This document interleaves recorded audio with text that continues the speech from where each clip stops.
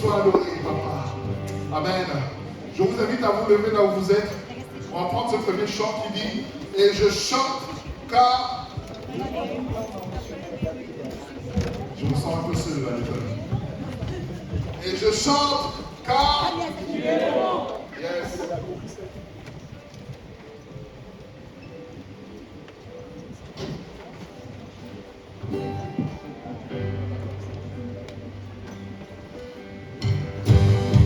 Je vous invite à taper dans les mains.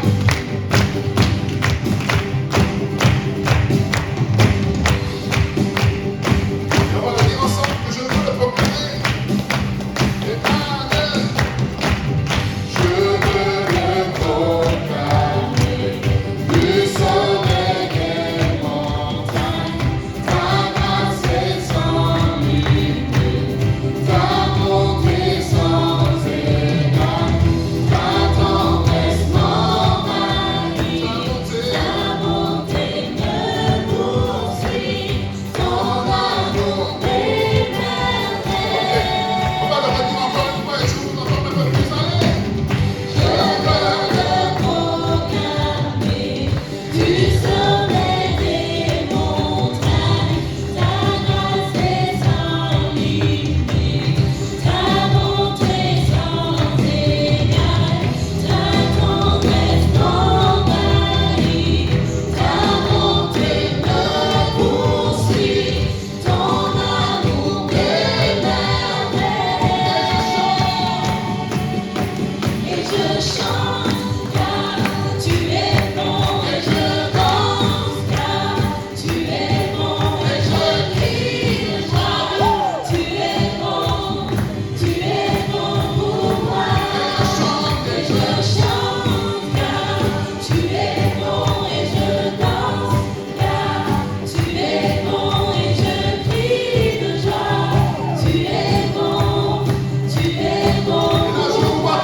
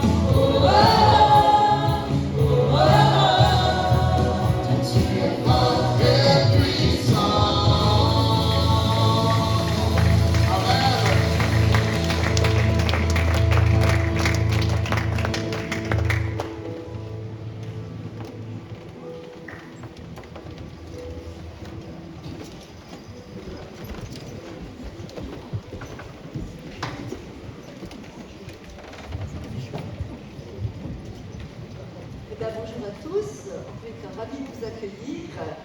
Moi, je suis émerveillée pour la louange.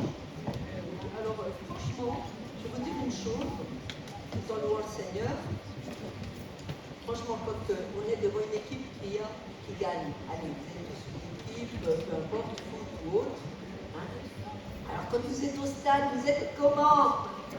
Moi, j'entends des cris. J'entends des gens passionnés.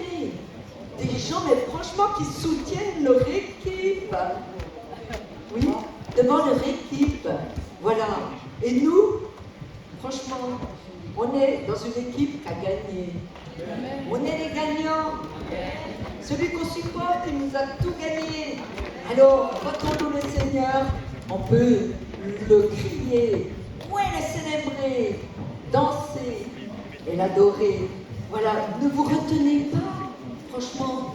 Mais quand vous êtes devant une équipe de foot ou de hand, j'en sais rien, moi. Moi, je sais pas, j'avais mon mari, mon fils, mon Dieu, ça criait dans tous les sens.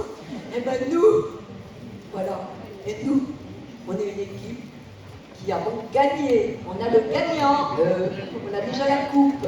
Alors, alléluia, merci Seigneur.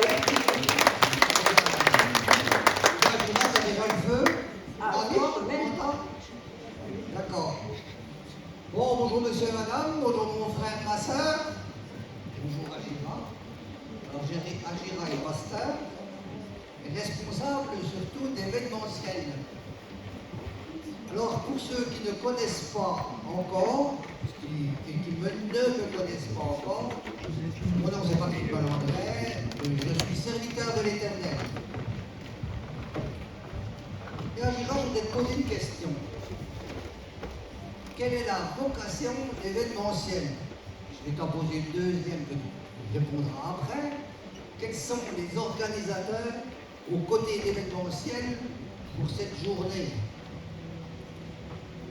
Alors, bien sûr que je vais répondre. CTM, dont tu es le président, Patrick, et nous sommes avec l'église Impulsion de David Clary, qui est le pasteur, qui va intervenir tout à l'heure, mais je le présenterai après.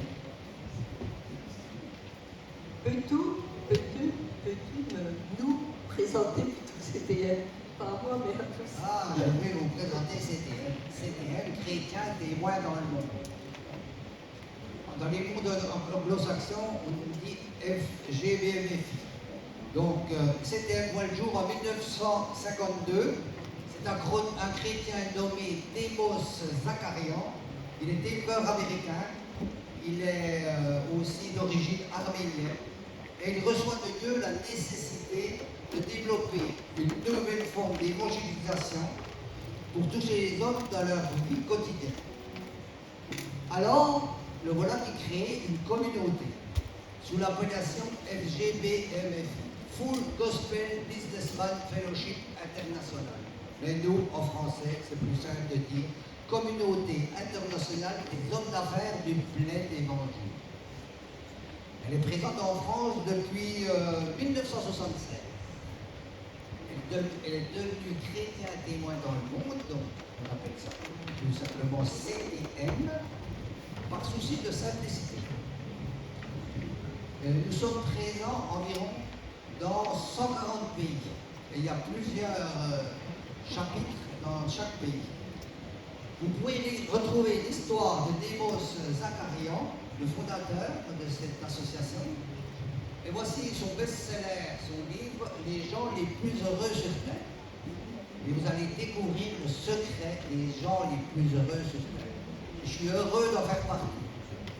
Vous allez les trouver dans le hall, à la librairie, c'est 10 €. Alors je voudrais préciser une chose, c'est que nous nous associons aux églises, mais nous ne sommes pas une église. Nous sommes simplement des chrétiens laïcs qui voulaient parler de Jésus. Et chacun de nous est engagé dans une communauté de son choix. Ça peut être une paroisse, ça peut être un groupe de prière, etc. Il y a une chose qui est certaine. Nous sommes tous respectueux de la différence de chacun. Nous voulons travailler dans l'unité, comme aujourd'hui. Alors, Agitra, il faudrait que tu répondes à ma question que je t'ai posée tout à l'heure. Alors, quelle est la vision d'événementiel? Eh bien, elle a pour vocation tout simplement d'enseigner, de délivrer, et le témoignage au travers de CTM, bien sûr. On est là pour témoigner de ce que Dieu fait dans nos vies. Nos partenaires, c'est toute force vive, spirituelle, ouverte à toute dénomination, confessant évidemment Jésus-Christ comme Sauveur et comme Seigneur. Voilà. Nous nous définissons comme ces bâtisseurs d'événements sur terre pour que le ciel touche la terre. Nos orateurs viennent de différents horizons et nous aimons travailler en collaboration avec le corps de Christ élargi. Et c'est tous des ministères reconnus. Voilà. Eh bien, on va laisser la place à la louange et je voudrais Alléluia. vous inviter à bien arrêter vos téléphones. Merci. Soyez bénis.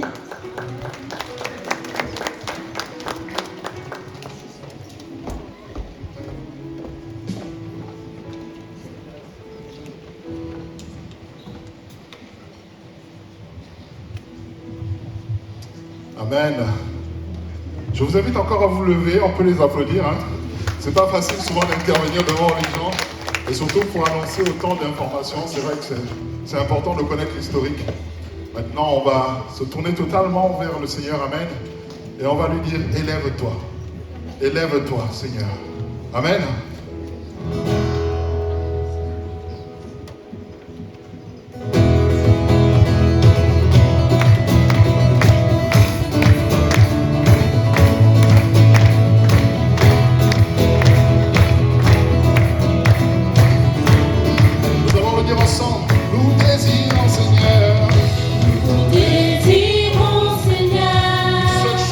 Une seule chose aujourd'hui, alors que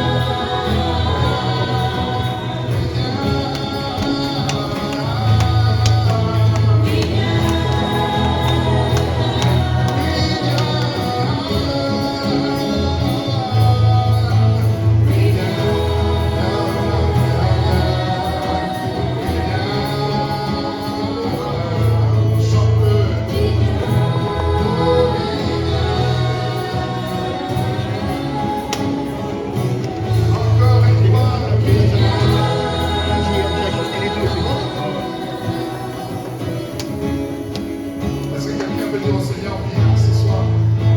Viens dans ma vie, Seigneur. Je veux te voir à l'heure, Jésus.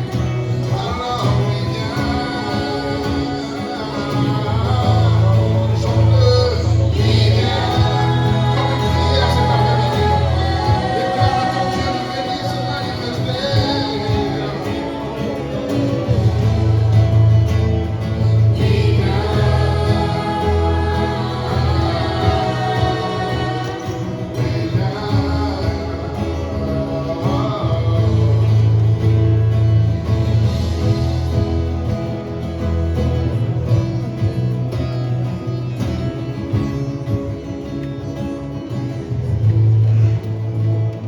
Oui, viens, Seigneur. Amen. Alléluia. Est-ce qu'il y a des guerriers qui sont là pour vivre la gloire de Dieu? Amen. Amen. Est-ce qu'il y en a qui sont venus déterminés à vivre plus? Amen. Seigneur, ce soir. Alléluia. De là où 2 ou 3 sont assemblés, qu'est-ce qu'il fait? On a dit viens, c'est vrai, mais Dieu est déjà là. Quand on dit viens, c'est pas pour dire à Dieu de venir. Parce que lui, il est déjà là. Mais quand on dit viens au Seigneur, c'est pour dire Seigneur, je veux me rendre disponible. Viens dans mon cœur. Je veux me disposer à recevoir de ta part. Amen. Mais parfois, tu peux venir à des rencontres comme celle-là et ne rien vivre parce que tout simplement, tu es spectateur du moment et tu regardes juste les autres louer. Mon frère, ma soeur, j'aimerais te dire quelque chose, je vais peut-être te choquer. Hein. Mais moi, ça ne m'apporte rien que tu me regardes juste en tant que spectateur. Tu es venu, tu t'es déplacé, tu as dépensé ton essence. Alors rentabilise-le dans la présence de Dieu. Amen. Alors s'il faut que tu fléchisses le genou, que tu cries, que tu danses, que tu sautes, que tu t'allonges, prends la place. C'est le lieu, c'est le moment. Amen. Prends la place, mon frère, ma soeur.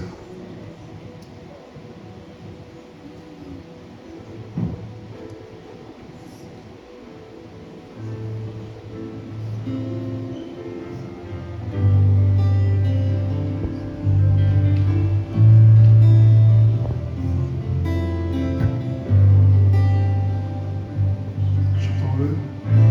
Émerveillé en ta paix.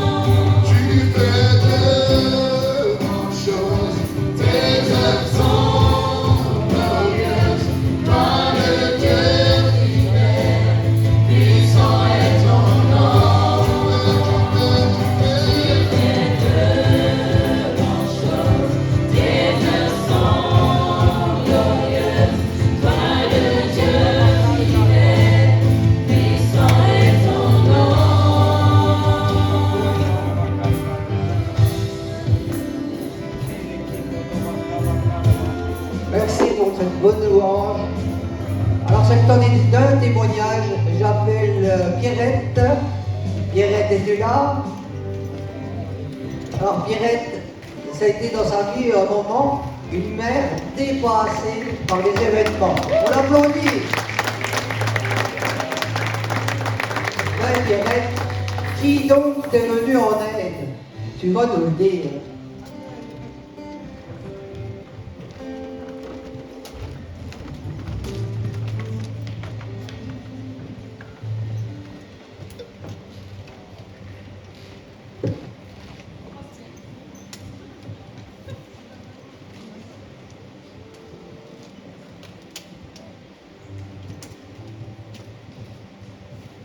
Bonjour à tous.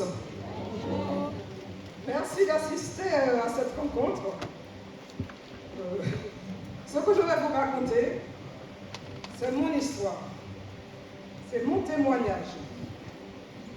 Je m'appelle Pierrette. Je suis originaire de la Martinique. J'ai vécu au sein d'une famille chrétienne et ne trouvant pas de travail dans ma ville, j'ai demandé à mes parents de financer mon voyage pour la France. En novembre 1978, je quitte mon île natale pour Paris. J'avais 20 ans. En arrivant ici, je suis hébergée chez ma sœur, ce qui me permet de trouver mon premier travail comme aide-soignante. 2 ans plus tard, je retrouve mon compagnon et nous nous marions. De cette union naît 3 enfants, 2 filles et un garçon. Au fil des années, je pensais que le mariage, le travail, devenir mère, posséder des biens, vivre en famille donnerait un sens à ma vie.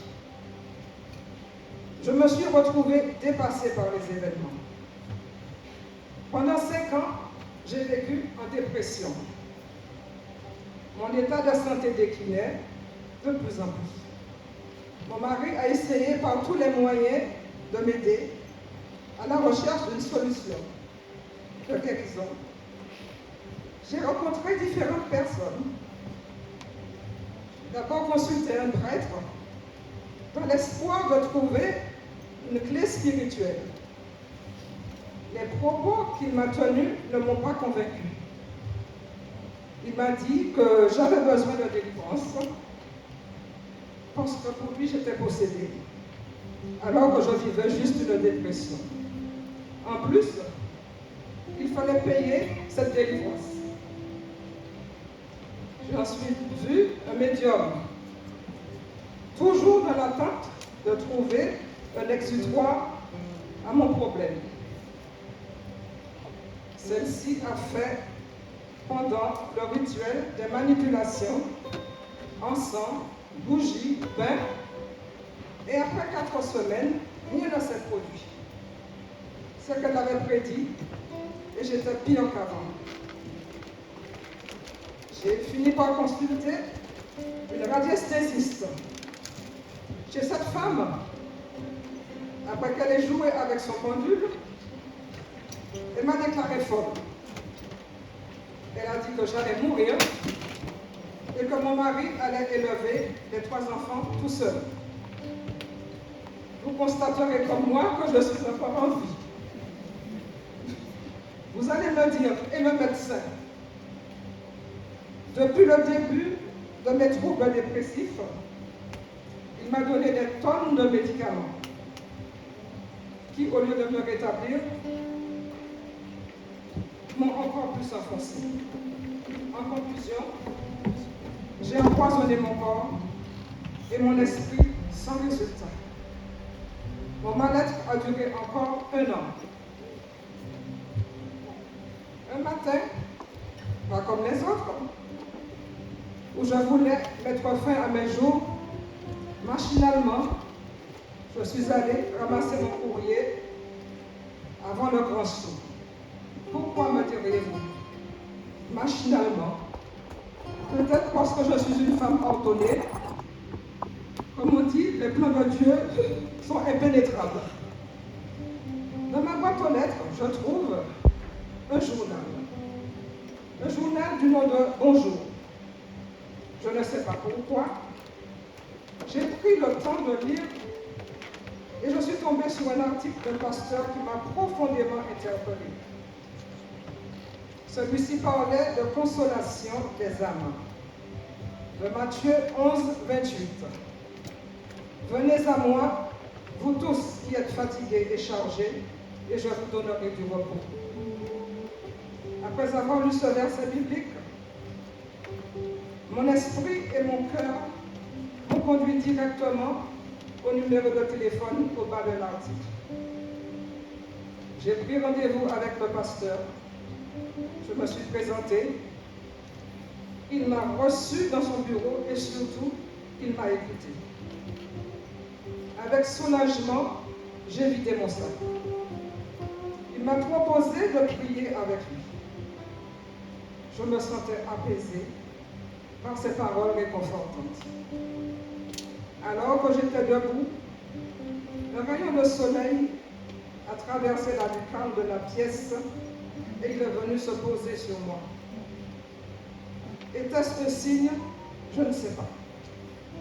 À partir de ce moment-là, je me suis sentie différente, transformée, légère, comme si une énergie m'avait traversée.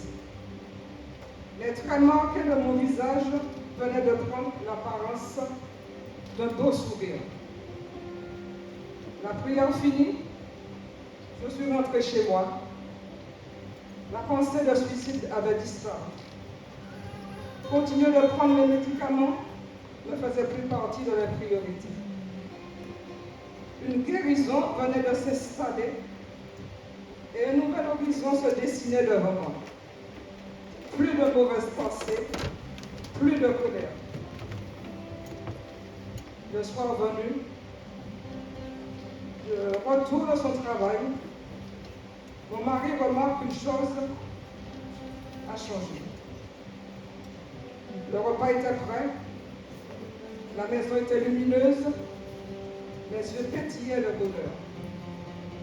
Étonné, il m'a regardé, comme d'habitude, et il me dit, « Pierrette, tu es différente. » Avec des mots secs, il ajoute, « Je ne te reconnais pas.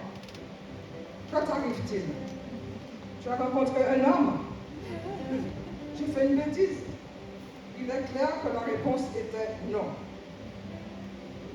Le lendemain, sous le conseil du pasteur, j'ai rejoint le groupe de maison et en fin de semaine, accompagné de mon époux, nous sommes partis à l'église. Et nous sommes allés toutes les semaines au culte.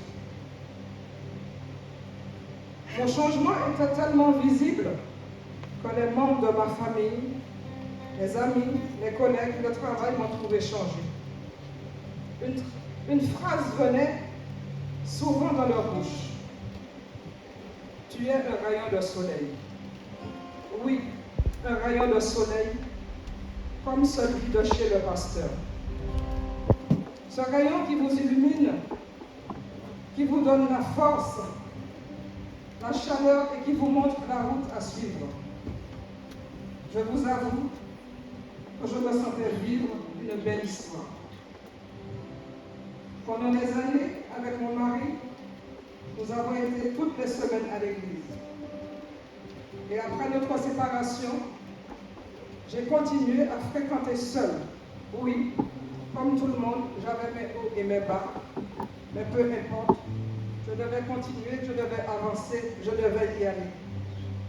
Et ça m'a permis d'aider les personnes défavorisées de toute classe sociale. Le but de transmettre la parole de Dieu et leur faire comprendre quel chemin ils devaient emprunter pour trouver le salut.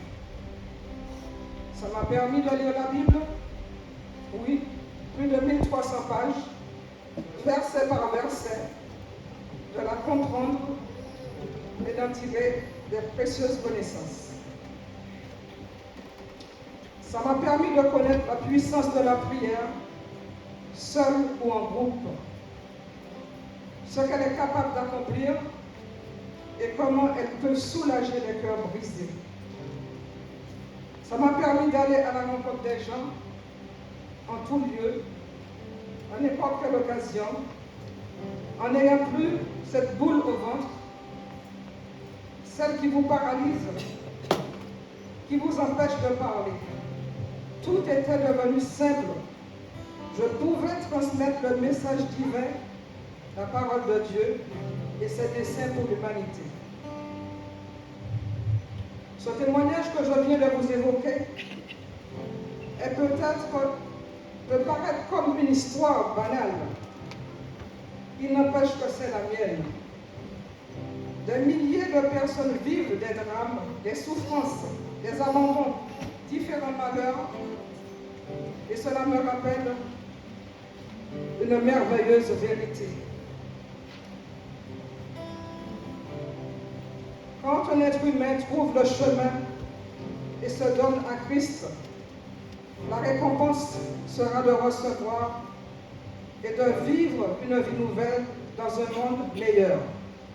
Gloire à Dieu au plus haut des cieux.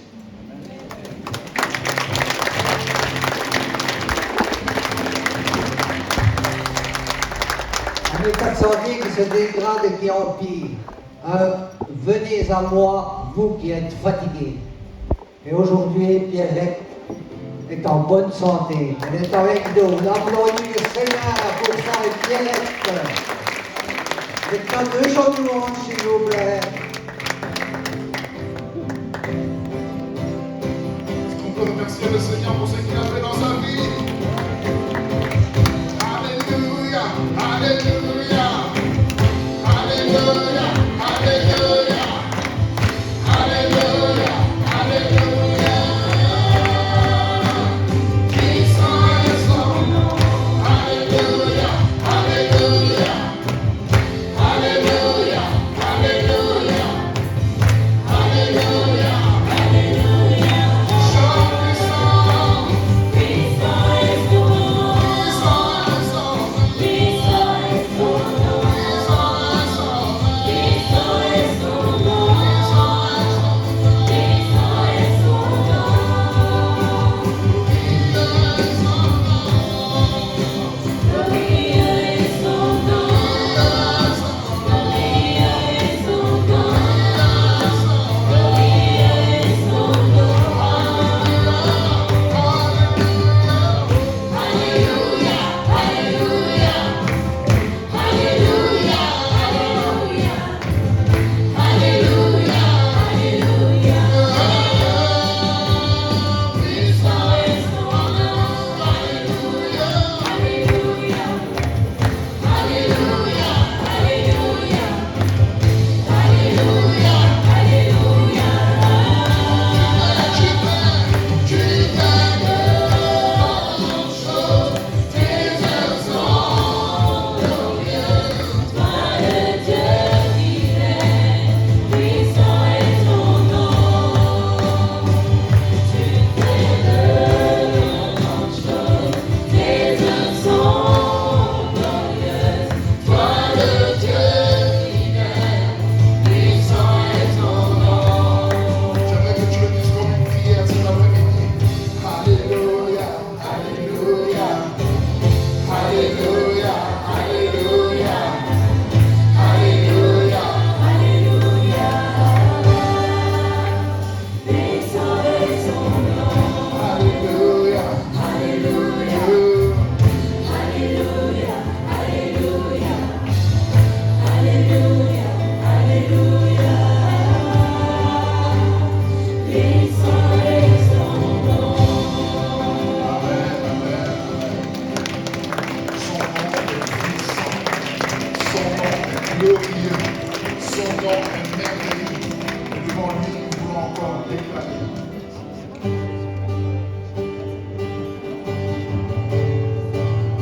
Que notre Dieu est puissant.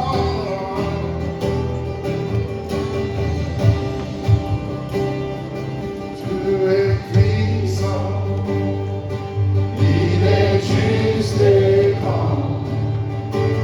Il peut tout accomplir. Plus grand que nos pensées, plus grand que nos désirs. Il a fait de grandes choses, élevé. Il a vaincu la mort. Oui, il dit, mon Dieu est puissant. En son nom, j'ai la victoire. C'est Dieu.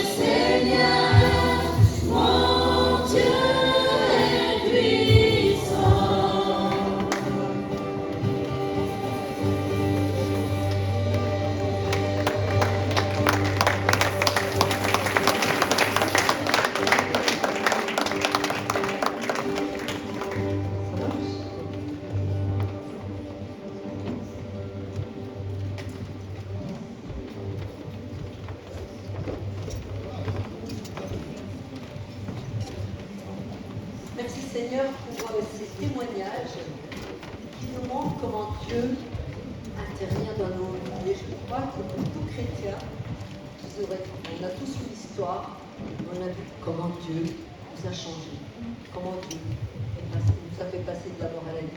Et là, on va appeler Sandrine qui est aussi grand témoignage.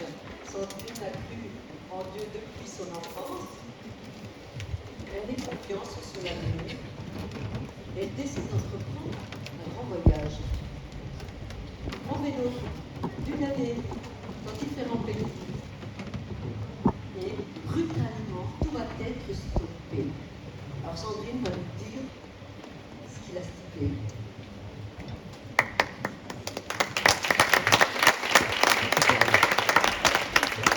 Bonjour, je ne sais pas quel micro prendre. Celui-là c'est bien, je peux plus. Non, mais je ne peux pas. Merci beaucoup, je suis très contente d'être là. Je viens d'Annecy et je viens vous raconter ce qui m'est arrivé l'année dernière. Donc, comme l'a dit Agira, je crois en Dieu depuis toute petite. Je n'ai jamais trop remis en question son existence. Et j'avais vraiment confiance, enfin j'ai toujours confiance. Et j'ai marché avec lui toute petite. Je me suis fait baptiser à l'âge de 17 ans. Et vraiment, j'ai vu la main de Dieu dans ma vie me porter, m'accompagner. Et il y avait juste un combat dans ma vie qui a toujours été difficile. Ne remettez pas tout de suite, j'ai donné vous ne mettez pas tout de suite le PowerPoint. Je vais essayer d'aller vite, on va pas y perdre beaucoup de temps. Et donc, ce qui était difficile pour moi, c'était le célibat. Parce que je me disais, Seigneur, je sais que tu veux qu'on soit avec quelqu'un, que ça fait partie de ton plan, mais c'est possible aussi que tu m'appelles le célibat. Et donc, je lui avais demandé, et je vous raconte ça parce que c'est un lien avec ce qui m'est arrivé. Et il m'avait confirmé effectivement que oui, ne t'inquiète pas, j'en prends soin, et confiance, voilà, il y a quelqu'un pour toi. Et en fait, j'ai rencontré quelqu'un et je pensais que c'était la bonne personne. Et on est parti dans ce voyage à vélo. Donc pour dire que je n'étais pas toute seule durant ce voyage à vélo. Et donc on est parti, on a quitté notre travail, on est parti 4 sacoches dans différents pays, Japon, États-Unis, Canada, jusqu'au jour de mon anniversaire. C'était le 20 septembre 2023. Et j'étais en plein parc de Yellowstone aux États-Unis, qui était magnifique aussi. J'ai passé une merveilleuse journée. C'est le jour de mes 35 ans, ça va être magnifique. Et en fait, le matin même, j'ai eu d'énormes douleurs dans le ventre. Et je m'écroule, je n'arrive plus à pédaler. Mon conjoint appelle les urgences, et donc il m'amène. Et malheureusement, j'étais dans un parc national, donc il n'y a pas de gros hôpital avec tout ce qu'il faut pour faire des scanners, tout ça. Ça a duré 3 jours avec beaucoup de douleurs, je ne pouvais pas bouger. Et les infirmières m'ont dit que vu la localisation de ma douleur qui était dans le bas-ventre, ça devait être lié certainement aux ovaires, parce que parfois les femmes développent des kystes sur les ovaires, vous savez, et ça peut exploser, faire très mal. Et donc j'ai attendu, au bout de 3 jours ça s'est calmé, et elles m'ont dit, et je me suis dit ça devait être ça, mais je me suis dit je vais quand même aller vérifier dans un vrai hôpital, voilà, dès qu'on peut. Donc plusieurs semaines plus tard, je vais à l'hôpital vérifier ça, et en fait ils me découvrent un kyste énorme de 10 cm de diamètre sur mon ovaire droit. Et ils me disent, bon, il faudrait l'enlever parce que c'est quand même dangereux, ça peut tordre votre ovaire. Et en fait, ça a été révélé plus tard, c'est ce qui m'est arrivé, mais ça fait très très mal.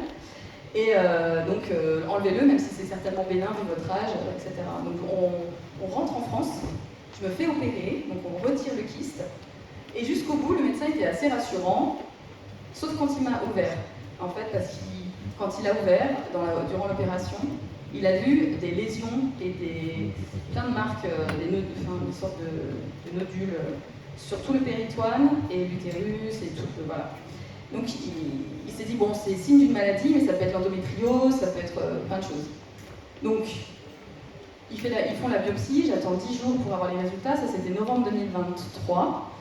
Et comme je vous disais tout à l'heure, je crois en Dieu depuis toujours et je lui fais confiance et je prends le temps tous les jours avec lui de prier, de lire la parole, de l'écouter.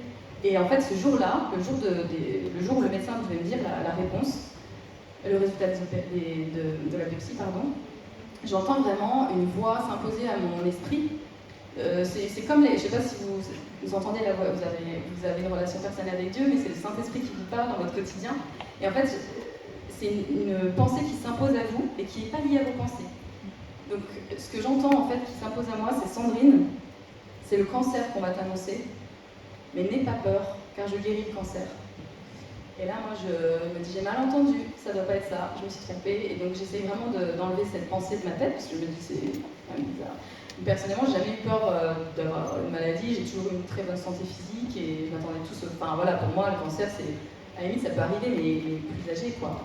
Et donc, je vais voir le médecin, et effectivement, il me confirme, enfin, moi, le Seigneur me l'avait dit, il m'annonce un cancer des ovaires de haut grade, donc très agressif, de stade 3. Et le stade 3, il y a 4 stades dans le cancer, donc c'est l'avant-dernier stade, donc très avancé, déjà réparti sur les organes qui sont proches du foyer du cancer. Et en fait, on a fait des examens un peu plus poussés, et on a découvert que j'en avais jusqu'au rein. Donc en fait, j'avais un nodule cancéreux dans le rein aussi, qui était visible à OTEP scan, scintigraphie, etc. Et du coup, c'est un stade 4, donc c'était métastasé, cancer, voilà. Donc là, la seule solution médicale, c'est de retirer tous les organes, de faire une chimiothérapie très lourde et d'être suivi à vie, avec risque de descente d'organes, etc. Donc, et ils m'ont dit, même avec ça, voilà, ils étaient assez honnêtes avec moi en disant qu'ils n'étaient pas sûrs que ça fonctionne. Que voilà, c'est un cancer qui est souvent détecté trop tard et il y a peu de survie en fait. Donc moi, je suis dévastée, hein, je vous laisse imaginer, je m'écroule parce que je pensais que ce que le Seigneur m'avait dit sur la famille, construire une famille, avoir un avenir, c'était ça qu'il voulait pour moi, et là je comprends pas. Et vraiment, je tremble de tout mon corps toute la journée jusqu'au soir. Et en fait, pendant la nuit, déjà, le Saint-Esprit me travaille et il me dit, Sandrine, encore une fois dans ma relation avec lui, vraiment, je sentais très fortement d'aller voir une lettre de nouvelles d'un ministère de guérison que vous devez connaître, puisqu'ils seront là ce soir, David Terry. Et ils font des réunions de temps en temps, voilà, comme par exemple ce soir, mais assez rarement à des endroits très différents. Voilà. Et là, je regarde et il y a une réunion le lendemain à 2 heures de chez moi. Et là, je me dis, ok Seigneur, j'ai un rendez-vous. Du coup, je change tous mes plans, j'y vais. Et mon conjoint m'accompagne. Et là, vraiment, le Seigneur me rappelle la vérité, vraiment. Donc, il y a des versets qui m'ont marqué par rapport à ce qu'il a fait pour moi à la croix. Et qu'il a non seulement pris mes péchés, mais aussi mes maladies, le cancer, il l'a pris sur lui.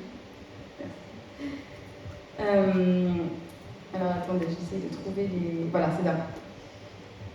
Donc vraiment, Jésus a tout accompli et a souffert pour me guérir. Il peut et veut me guérir. D'ailleurs, excusez-moi, le PowerPoint, j'ai complètement oublié. Mais en fait, normalement, je ne sais pas si on voit les documents, vous pouvez le faire passer. Ah voilà. Ouais, c'est juste pour vous montrer parce que voilà, c'est du concret, donc on voit pas très bien, mais c'est pas grave. En gros, là, c'est pour expliquer que j'avais un kyste de 10 cm. Après, il y a le scanner où on voit la grosseur. Ça, on m'a enlevé. Après, on m'annonce donc le cancer de haut grade, qui envahit un peu partout. Le TEP scan, la scintigraphie. Vous pouvez passer. Et là, je vais montrer un peu les versets voilà, qui m'ont marqué, qui m'ont marqué durant cette réunion. Et vraiment, si vous voulez, je savais ça théoriquement, mais en fait, comme je ne l'avais pas encore vécu personnellement, je ne l'avais pas reçu, je n'avais pas eu cette révélation dans mon cœur. Et vraiment, là, ça m'a percé à l'intérieur, je ne sais pas comment, d'une bonne façon, ça m'a vraiment percé à l'intérieur. Et j'ai compris que ça n'a rien à voir avec moi, sur le fait que c'est parce que je suis une bonne personne, le Seigneur va me guérir, parce que je le mérite ou quoi. Ça n'a rien à voir avec moi, c'est à propos de Jésus, ce qu'il a fait pour moi, pour chacun d'entre nous à la croix. Et aussi, j'avais beaucoup de peur. Et là, le Seigneur, il a chassé toutes mes peurs et il m'a dit, n'aie pas peur, chasse la crainte. Si tu traverses les eaux, je serai avec toi. Et c'est dans le calme et la confiance qui est notre force. Et beaucoup de personnes ont prié pour moi et ils avaient des paroles de vie. vraiment incroyable. Les gens, ils ne connaissaient pas ma situation et ils venaient me voir pour me parler de mon avenir et parler de fertilité, d'enfants. Enfin, c'était vraiment, je dis attendez, moi je suis juste là pour que vous priez pour que je meure pas. Et c'était, enfin, vraiment le Seigneur m'a donné au-delà de ce que j'imaginais. Et donc j'ai fait mienne, enfin je me suis vraiment approprié ce que Jésus a fait pour moi à la croix. Et j'ai donc décidé, en fait par la foi vraiment, de ne rien faire. Et voilà, là c'est un choc pour tout le monde. J'ai évidemment dans ma famille, j'ai des personnes qui croient au Seigneur, d'autre part. Et évidemment, tous ont peur pour ma vie. Et les médecins aussi, et je les remercie énormément. Je suis pour la médecine, je veux bien vous dire que la médecine, c'est vraiment un cadeau de Dieu aussi pour nous guérir. Et voilà, il faut y aller, hein. Il faut se laisser accompagner. Mais là, vraiment, j'avais une conviction où le Saint-Esprit m'a rappelé vraiment ce qu'il a fait pour moi. Et il m'a vraiment dit, je te guéris et confiance. Donc pour moi, c'était ça que je devais faire. Et j'avais vraiment la paix. Le corps médical, je les comprends, ils m'ont proposé un suivi psychologique parce qu'ils pensaient que je faisais un déni, ce qui est normal. Voilà. Donc, mais j'ai vraiment compris qu'il y avait une bataille, qu'il y avait quelqu'un qui essayait de m'ôter la vie et de me détruire mon avenir, et qu'il fallait que je me positionne dans la foi. Et je me suis fait mien ce psaume 118-17, je ne mourrai pas, je vivrai et je raconterai les œuvres de l'Éternel. Du coup, je repars.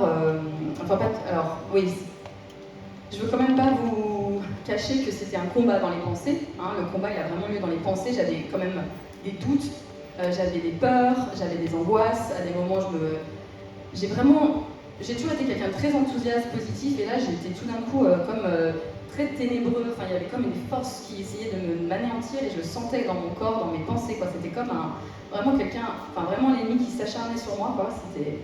Et en fait, on est parti, malheureusement, il y avait encore un choc qui allait venir.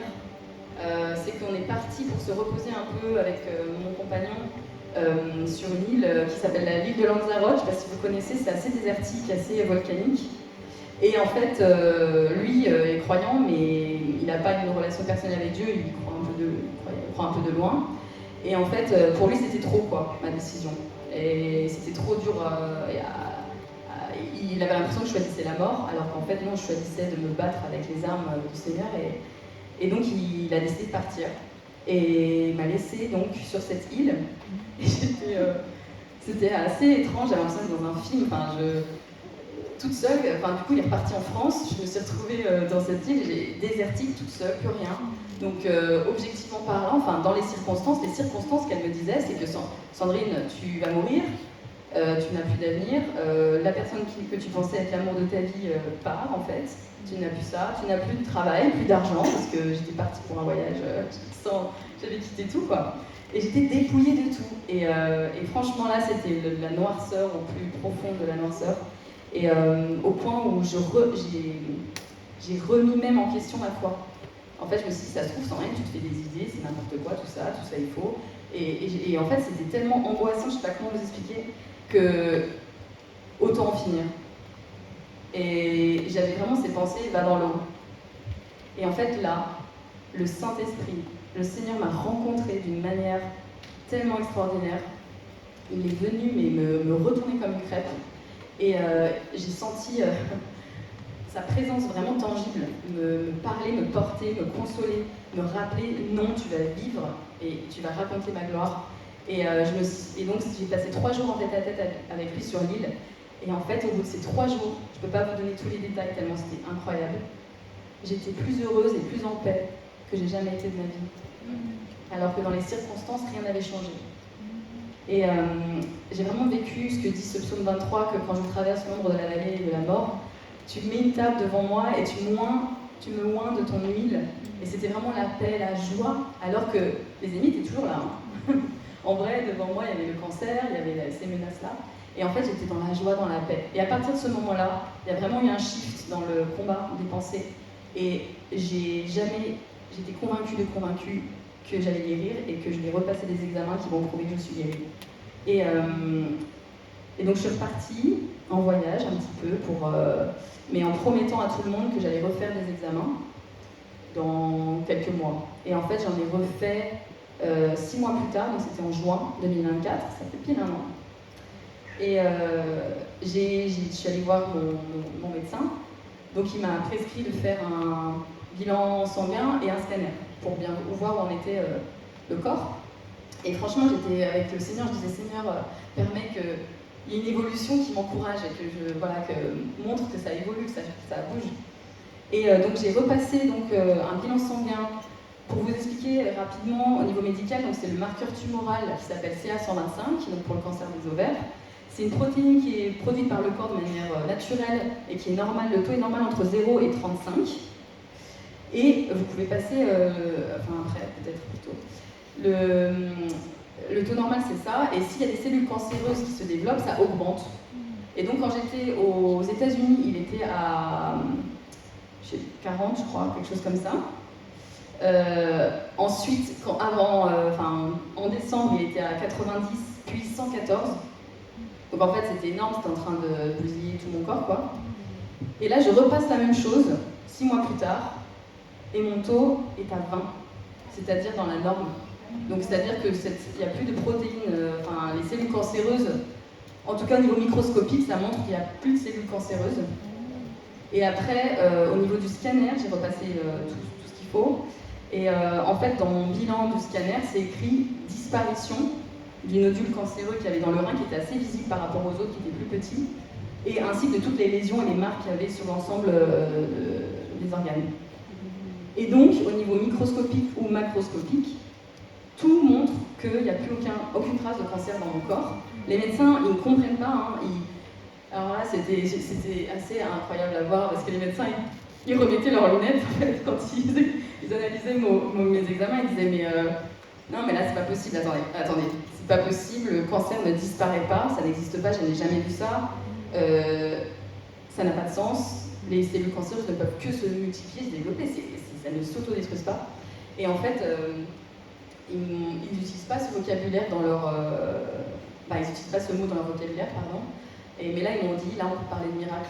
On n'aime pas ce mot, mais là, on ne peut pas l'expliquer. En fait, le miracle, c'est ce qui n'est pas explicable. Et vous êtes guéris. Vous n'avez plus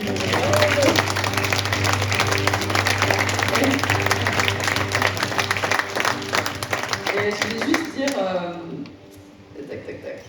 Il y a cette amie qui m'a envoyé ce psaume qui dit, le psaume 30, « Seigneur, vraiment, tu es grand.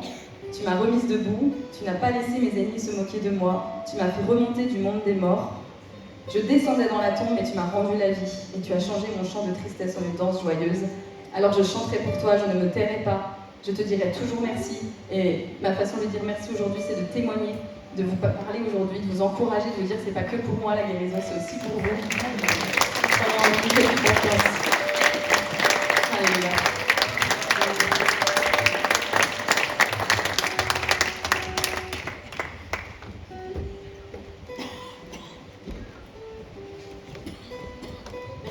Et c'est vrai que Dieu, du pire, il en fait le meilleur. Et merci parce que rien ne lui est impossible. Il est le Dieu de l'impossible. Et je crois qu'il ne faut jamais désespérer. Peu importe, quand c'était le pire, et ben voilà. Et Dieu t'a relevé, t'a fait passer de la mort à la vie. Merci Seigneur, il m'a laissé la louange et en même temps, je vais appeler David pour une offrande. Sentez-vous libre. Donner, vous avez à cœur. Voilà. Alors à toi, David.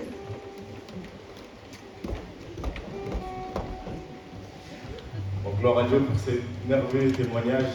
Donc, nous rendons vraiment une action de grâce pour votre témoignage à Dieu et pour le premier témoignage qu'on a écouté. Donc, en parlant d'action de grâce, donc on va passer au moment des offrandes. Et donc, pour dire quelque chose tout simplement sur les offrandes, vous savez, Jésus est venu nous rapporter donc, le royaume des cieux. Et donc, dans le royaume des cieux, dans le psaume 24, la Bible va dire, donc la Bible va dire, c'est à l'Éternel qu'appartient la terre et tout ce qu'elle renferme, le monde et ceux qui l'habitent. Et l'apôtre Paul, en priant pour les Éphésiens, il disait que je rends grâce à Dieu, je rends grâce au Père de qui toute famille tire son nom sur la terre. Donc, Aujourd'hui, tout ce que nous avons donc appartient à Dieu. Et Dieu nous a établis en tant que gestionnaires. Donc ce n'est pas nous qui donnons à Dieu parce que tout ce que nous avons appartient à Dieu. Et Dieu étant un roi, donc dans un royaume, tous les sujets appartiennent au roi. Et aujourd'hui, donc, nous allons prendre ce qui nous appartient, ce que Dieu nous a donné, ce sur quoi Dieu nous a établis gestionnaires, donc pour rapporter dans sa maison. Donc nous ne sommes pas une église, mais nous sommes un canal d'évangélisation. Et aujourd'hui, nos offrandes vont nous servir d'action de grâce. Donc il y a quelqu'un ici qui est venu pour rencontrer Dieu, pour chercher une guérison, une délivrance ou tout simplement pour rencontrer le cœur du Seigneur. Donc l'action de grâce, ça peut venir avant ou après l'action de Dieu. Avant, c'est mettre sa foi en action et dire « Seigneur, moi je crois que tu m'as guéri, c'est pour ça que je te loue. » Et après, c'est pour dire « Seigneur, je suis reconnaissant. » Et aujourd'hui, nous allons prendre nos offrandes et dire au Seigneur « Moi je suis venu chercher telle chose, et je mets ma foi en action, je te dis merci et je te rends grâce parce que tu m'as béni, parce que tu m'as donné ça. » Nous allons juste prendre un temps de prière et dire merci Seigneur pour ces offrandes, merci pour ce sur quoi tu nous as établis gestionnaires. Nous prions pour que tu puisses bénir toutes les familles qui sont ici, bénir toute personne qui a rapporté quelque chose et qui va mettre sa foi en action. Et pour ce faire, donc, vous pouvez le faire en espèces sur le pot le panier qui est juste là, devant. Vous pouvez le faire en chèque, vous pouvez le faire en carte bancaire ou par virement. Pour ceux qui désirent avoir un reçu ou un ticket. Donc, vous pourrez voir avec Christophe qui sera juste au fond de la salle, Christophe qui est là, qui sera de l'autre côté là-bas pour recevoir ce que vous désirez. Donc voilà.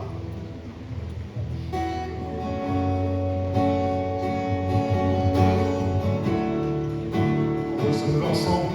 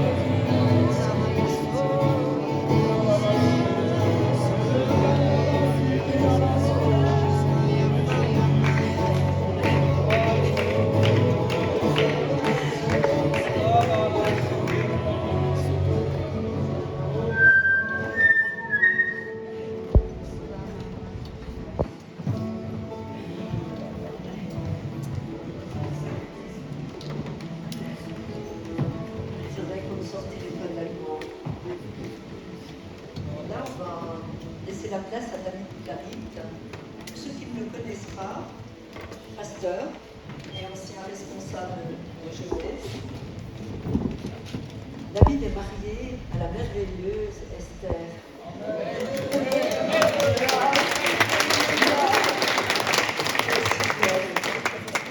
Ils ont 3 enfants. Depuis sa rencontre avec Jésus, David, il a fait cette rencontre en décembre 1989.